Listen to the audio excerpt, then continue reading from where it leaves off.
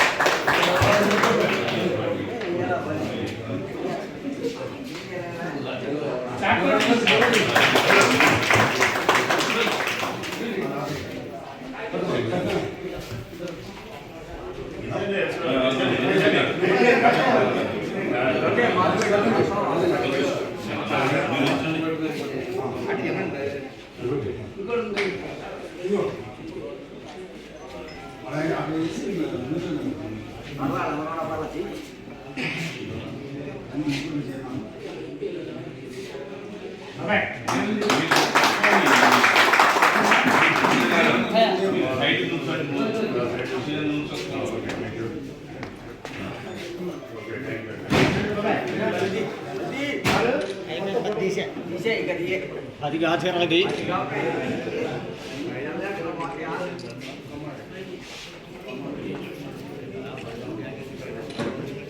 ఒకటే మాట చెప్పదలుచుకున్నానండి. ఇప్పుడు నేను కూడా కొత్తగా వచ్చాను, నాకు కూడా అంత అనుభవం ఏం లేదు. ఇక్కడ అందరూ కూడా చాలా పెద్దవాళ్ళు ఉన్నారు, అనుభవంతో కూడిన వాళ్ళు కూడా ఉన్నారండి. నేను ఈ మధ్యకాలంలో విన్నది ఏంటంటే, బయటకు వెళ్తుంటే మీడియేటర్ అని పిలవట్లేదు, లేదా మధ్యవర్తి అని పిలవట్లేదు, లేదంటే మ్యారేజ్ లింక్స్ చేసేవాళ్ళు అట్లా పిలవకోకుండా ఈ మధ్యన నేను ఎక్కువగా విన్నది ఏంటంటే బ్రోకర్ అంటున్నారండి. మనం బ్రోకర్స్ కాదు కదండి, అది నాకు చాలా బాధ అనిపించింది. ఇప్పుడు దయచేసి నేను చెప్పదలుచుకున్నది, నాకైతే స్టేజ్ ఎక్కి మాట్లాడే అంత ధైర్యం అయితే లేదండి. నేనైతే చెప్పదలుచుకున్నది ఒక్కటే, మనం బ్రోకర్స్ అయితే కాదండి, మనం మీడియేటర్స్ లేదంటే మధ్యవర్తి. మనకి చాలా పేర్లు ఉన్నాయండి. ఎవరైనా బ్రోకర్ అన్నప్పుడు ఖచ్చితంగా మీరు ఖండించండి. అసలు అదైతే నాకు తెలిసిన వరకు అదైతే రాంగ్ వర్డ్. ఎందుకంటే అండి, ఇప్పుడు బ్రోకర్ అంటే ఒక వ్యక్తికి మరొక వ్యక్తికి లేదా ఒక సంస్థకి ఇంకొక సంస్థకి మధ్యలో ఈ అమౌంట్ విషయంలో లావాదేవీలు ఉంటాయి కదండి, అది ఒక మధ్యవర్తిని పెట్టుకుని సెటిల్ చేసే వాళ్ళని బ్రోకర్స్ అంటారు. అంతే. అలాంటప్పుడు మనం అటువైపు ఇటువైపు ఎవరి మధ్యన మనం అమౌంట్ ఏమి సెటిల్ చేయట్లేదండి. మ్యారేజ్ చేసి ఒక పవిత్రమైన ఎక్కడో జిల్లా వాళ్ళని వేరే జిల్లా వాళ్ళని పవిత్రంగా ఒక పెళ్ళి అనే పదంతో మనం కలిపి ఒక మంచి బంధాన్ని ఏర్పాటు చేస్తున్నాం. సో నాకు తెలిసిన వరకు అదొకటి నాకు బాధ అనిపించిందండి. మనమైతే బ్రోకర్స్ అయితే కాదండి. మీరైతే ఖచ్చితంగా ఖండించండి. అలాంటప్పుడు మన పెద్దలు ఉన్నారు, వాళ్ళందరూ సహకారం సహాయం కూడా తీసుకుని మాట్లాడండి. ఇంకొకటి ఏంటంటే ఎవరైనా నిజాయితీగా చేయండి. ఖచ్చితంగా మన ఇల్లు ఎత్తుక్కుంటూ వస్తారు, ఖచ్చితంగా మన వెతుక్కుంటూ వస్తారు. ఒకటేనండి, ఖచ్చితంగా నిజాయితీగా చేయండి. ఇక్కడ నలుగురిలో వచ్చేసి మనం ఇలా రాష్ట్ర ఫైనాన్స్ కమిటీ చైర్మన్ గారు ఆయన్ని సత్కరించవలసిందిగా సురవర శ్రీనివాసరావు గారిని కోరుతున్నానండి.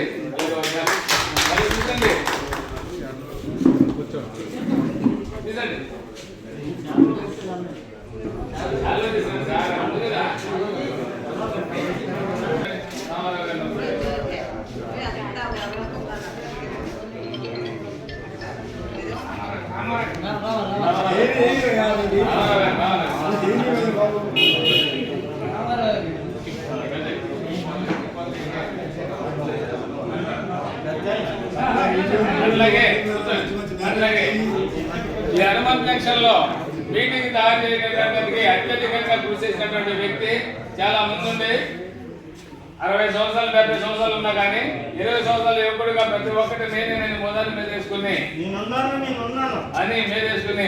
ఇది యూనియన్ ఈ విధంగా తీసుకొచ్చి ఇవాళ ఈ విధంగా గడిచినందుకు దొడ్డిబాబు సత్యనారాయణ గారు కూడా మన మోగుల వెంకటరమణ గారితో సత్కరం చేయాల్సిందిగా కోరుతున్నాం.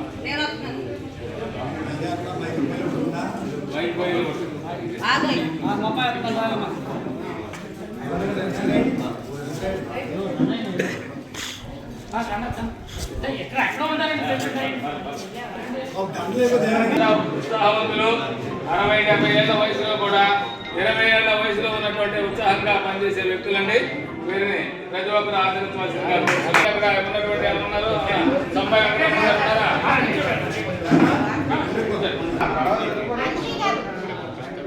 అట్లాగే అంజలి గారు అంటే వాళ్ళ ఫ్రెండ్ కూడా రావాల్సిందిగా కోరుతున్నాను.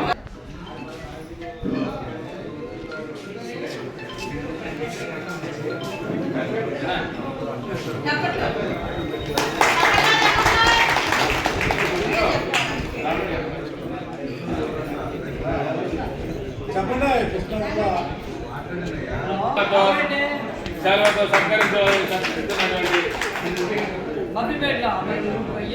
ముందు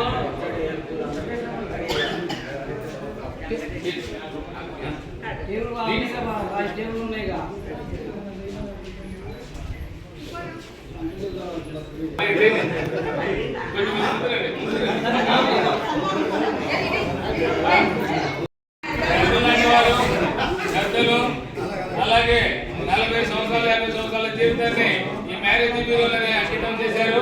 అలాంటి గొప్పవారికి సన్మానం చేశాము. అలాగే కృష్ణా జిల్లా ప్రెసిడెంట్ గారు ఆమె కూడా ఉత్సాహంగా ఈ యొక్క మీటింగ్ కి ఉత్సాహం చేశారు. అంతా నాదేనని ముందుకు తీసుకొచ్చినటువంటి మన దొడ్డిబాబు సత్యనారాయణ గారు కూడా సన్మానం చేశాము. అలాగే ప్రతి ఒక్కరు కూడా మీరందరినీ ఆశీర్వదించవలసిందిగా కోరుతున్నానండి.